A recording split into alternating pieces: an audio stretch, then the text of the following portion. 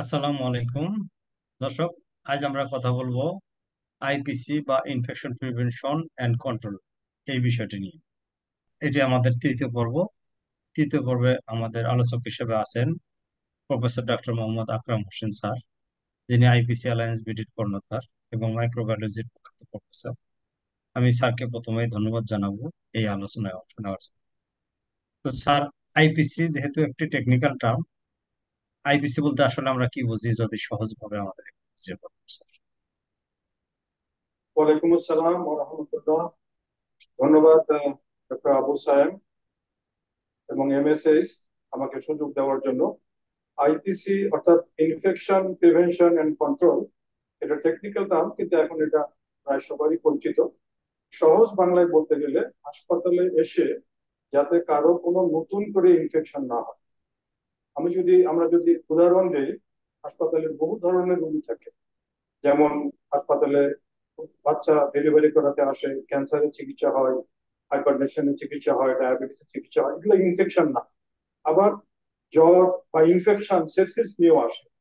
এখন যিনি অপারেশন করতে এলেন বা বাচ্চা প্রসব করাতে এলেন, তার যাতে ইনফেকশন না হয়, এটা একটা জিনিস।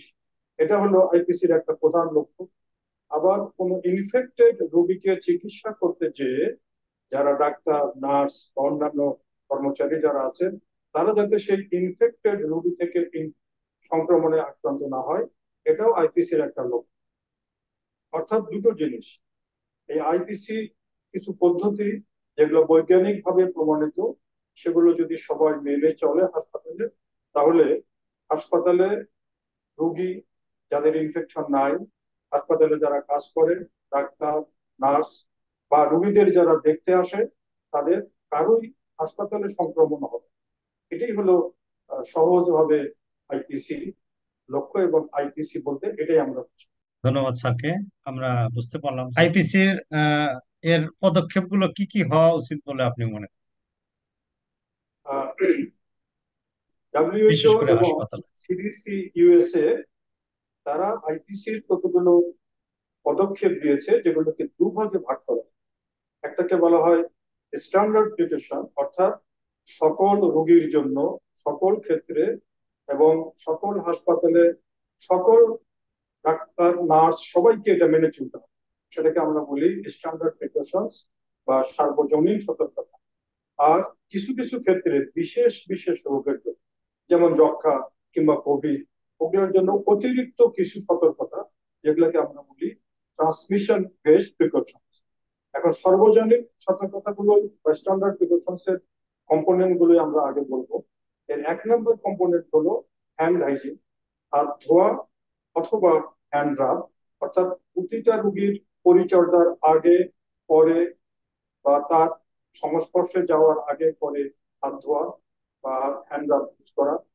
দুই নম্বর হলো প্রয়োজনে অ্যাপ্রোপ্রিয়েট পিপিই, যেটা আমরা জানি কোভিড এর সময় জেনেছি, মাস্ক, গ্লাভস বা আরো যদি কোনোটা লাগে সেটা ব্যবহার করা। তিন নম্বরে হলো হাসপাতালের সার্বিক পরিচ্ছন্নতা, যেখানে যেটা দরকার। চার নম্বর হলো স্টেরিলাইজেশন, অপারেশনের যন্ত্রপাতি বা যে কোনো ইনভেসিভ প্রসিডিওরের যন্ত্রপাতিগুলো অবশ্যই জীবাণুমুক্ত হওয়া দরকার। এবং হাসপাতালে যারা আসবেন, তাদের অন্য রোগীর সামনে বা কারোর সামনে হাঁচি কাশি দেওয়া যাবে না, দিলেও বিশেষ প্রক্রিয়ায় রেসপিরেটরি এটিকেট মেনে দিতে হবে। এবং হাসপাতালে যে বর্জ্যগুলো উৎপন্ন হয়, এগুলো ইনফেক্ট, এই বর্জ্যগুলোকে যথাযথভাবে বাংলাদেশ সরকারের গেজেট অনুযায়ী বিভিন্ন কালার বিন আছে, ডাস্টবিন, এখানে ফেলতে হবে। এগুলোই সংক্ষেপে এই পদক্ষেপগুলো হলো সব রোগীর জন্য স্ট্যান্ডার্ড।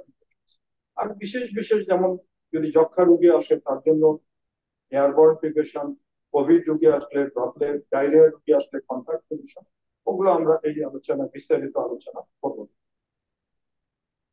ধন্যবাদ স্যারকে। এটাই আমাদের বর্জ্য ব্যবস্থাপনা এবং পরিষ্কার পরিচ্ছন্নতা, বিন ব্যবহার, সেফ ইনজেকশন প্র্যাকটিস এবং ওভারঅল ক্লিননেস এর উপরে আপনি গুরুত্ব দিচ্ছেন। স্যার, এই এই আইপিসির এর এর সঠিক বাস্তবায়ন এবং এর কোয়ালিটি ধরে রাখার জন্য মনিটরিং বা তদারকি প্রয়োজন। তো তো এই তদারকির সময় কোন কোন বিষয়ে গুরুত্ব দেওয়া প্রয়োজন বলে আপনি মনে করেন স্যার? খুব ভালো প্রশ্ন করেছেন। আসলে মনিটরিং না করতে পারলে বা মেজার করতে না পারলে আইসিডি আইপিসির পদক্ষেপ গুলো বাস্তবায়িত হচ্ছে কিনা এটা বোঝা যাবে। এ প্রসঙ্গে একটা জিনিস বলা দরকার, যে বাংলাদেশে 2020 সালের 2রা জুলাই আইপিসি অ্যালায়েন্স বিডির অনুরোধে তৎকালীন ডিজি মহোদয় আবুল কালাম আজাদ, অধ্যাপক আবুল কালাম আজাদ, উনি একটা আদেশ জারি করেছিলেন যে সকল সরকারি এবং বেসরকারি হাসপাতালে অবশ্যই একটা আইপিসি কমিটি থাকতে হবে, যারা এই সমস্ত বিষয়গুলো তদারকি করবেন। এবং সেই কমিটির গঠন কিরকম হবে, সেখানে কে প্রধান হবে, মাইক্রোবায়োলজিস্টের রোল কি হবে, আরএমও রোল কি হবে, আইপিসি নার্সের সবার টার্মস অফ রেফারেন্স এবং বিস্তারিত ছিল, সেটা বলবৎ আছে। এখন বর্তমানে যেটা দরকার সেটা হলো এটার সঠিক প্রয়োগ, এবং বেসরকারি যে স্বাস্থ্য প্রতিষ্ঠানগুলো সে লাইসেন্সের জন্য এটা শর্ত হিসেবে যেন ব্যবহৃত হয়, এবং কেন্দ্রীয় ভাবে যেন এই আইপিসির কার্যক্রম গুলো তদারক হচ্ছে কিনা, এবং আইপিসি রিলেটেড কিছু কোয়ালিটি ইন্ডিকেটরস আছে। যেমন একটা হাসপাতালে হ্যান্ড হাইজিন কমপ্লায়েন্স রেট, একটা হাসপাতালের যে কিছু আইপিসি রিলেটেড ডিজিজ আছে, আমরা বলি যে কটি, ক্ল্যাপসি, ভ্যাপ, অর্থাৎ যে আইসিইউতে যে ইনফেকশন গুলো হয় এগুলোর রেট কিরকম, যেগুলো একটা হাসপাতালের আইপিসি মান নির্ণয়ে সাহায্য করে। এই জিনিসগুলোকে কেন্দ্রীয় ভাবে মনিটর করে। ধন্যবাদ স্যার। হ্যাঁ, ইন্ডিকেটর কে ফলো করে আমরা যদি মনিটর করতে পারি, যদি ইনফেকশন না হয়, যদি ট্রান্সমিশনটা না হয়, এই ইন্ডিকেটর দিয়ে আমরা অনেক কিছু বুঝতে পারবো যে এখানে সঠিক আইপিসি হচ্ছে। তো স্যার, আইপিসির ওভারঅল উপকারিতা বলতে আমরা আসলে জনগণকে জানাতে চাই যে আইপিসির উপকারিতা কি। যে কোনো কিছুর উপকারিতা জানাতে গেলে আমরা কমন যে টার্মটা ইউজ করি, যে এখানে ব্যয় করলে আমার কত রিটার্ন। ডাব্লিউএইচও সাম্প্রতিক একটা সমীক্ষায় বলেছে, যদি আমরা আইপিসির ক্ষেত্রে 100 টাকা ব্যয় করি, 700 টাকা সরাসরি উপকারিতা পাবো, আর ইনডাইরেক্ট উপকারিতা অনেক। অর্থাৎ আইপিসি বাস্তবায়ন করতে গেলে কিছু অর্থ তো ব্যয় করতেই হবে। আমার হ্যান্ড হাইজিনের সামগ্রী দিতে হবে, ওয়েস্ট বিন দিতে হবে, স্টেরিলাইজেশন।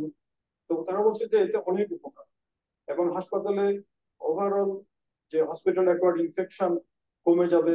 রোগীরা কম সময়ে, যিনি 3 দিনের জন্য হাসপাতালে আসলেন 3 দিনের মধ্যে ফিরে যাবেন, যিনি একটা অপারেশন করতে আসলেন তার সার্জিক্যাল সাইট ইনফেকশন হবে না, বা হাসপাতালে কোনো যারা কর্মরত ডাক্তার নার্স বা অন্যান্য কর্মচারী কেউ ইনফেক্টেড হয়ে কর্মঘন্টা নষ্ট হবে না, হাসপাতালের সুনাম বাড়বে, ইনভেস্টিগেশন কস্ট, ওষুধের কস্ট, এবং সর্বোপরি অ্যান্টিমাইক্রোবিয়াল রেজিস্ট্যান্স, এটা কমানো যাবে, অনেক পরিমাণে কমানো যাবে।